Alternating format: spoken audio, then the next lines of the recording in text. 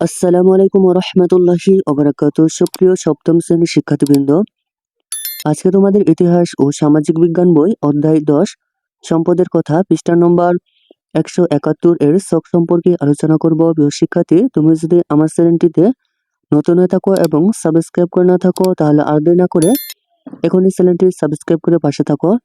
প্রিয় শিক্ষার্থী, চলো শুরু করা যাক। তার আগে 170 পৃষ্ঠা আছে, দেখি। মাছ, টি-শার্ট, তারপর টমেটো, কাঠ, তারপর পেন্সিল, নোট খাতা, পচনশীল ও অপচনশীল পণ্য বা দ্রব্য। প্রিয় শিক্ষার্থী, এবার আমরা ছবিগুলোর আলোকে নিচের ছকটি পূরণ করব। প্রিয় শিক্ষার্থী, তোমাদের সুবিধার জন্য নমুনোত্তর প্রস্তুত করেছে, তা তোমরা দেখতে পারো।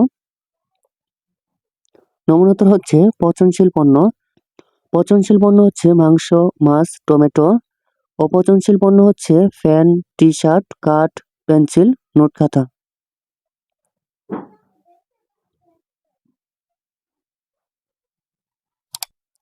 খুশি আপা বললেন, পচনশীল পণ্যগুলো উৎপাদনের সাথে সাথেই ভোগ করতে হয়, তা না হলে সেগুলো ভোগের উপযুক্ত থাকে না। তাই সেগুলো ব্যবসায়ী বা সম্পদের মালিক বিশেষভাবে সংরক্ষণ করে থাকে। কৃষিপণ্য যেমন ফলমূল, শাকসবজি।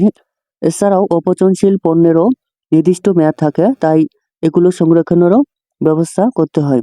তা না হলে নির্দিষ্ট সময় শেষে এগুলো ভোগের অযোগ্য হয়ে যেতে পারে।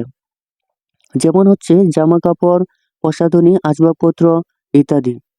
খুশি আপা বললেন, এখন আমরা পচনশীল ও অপচনশীল পণ্য সংরক্ষণ বিষয়ে তথ্য সংগ্রহ করব। আমরা আমাদের বাড়ির কাছের যে কোনো মুদি দোকানদার বা বাজারের ব্যবসায়ীর কাছে প্রশ্ন করে এই তথ্য সংগ্রহ করে নিচে দুটি ছক পূরণ করব। খেয়াল রাখব, তথ্য সংগ্রহের আগে আমরা উত্তরদাতার কাছ থেকে অনুমতি নিয়ে নিব। এই জন্য প্রথম অধ্যায়ে দেওয়া উত্তরদাতার কাছ থেকে অনুমতি নেওয়ার বিষয়গুলো যথাযথভাবে পালন করব।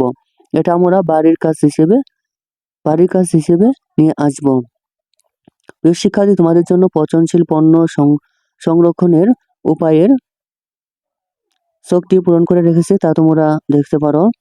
পচনশীল পণ্য হচ্ছে মাছ, সবজি, পেঁয়াজ, রসুন, আলু। কতদিনের জন্য সংরক্ষণ? মাছ হচ্ছে 1 মাস। সংরক্ষণ উপায় হচ্ছে ফ্রিজে সংরক্ষণ করা যেতে পারে।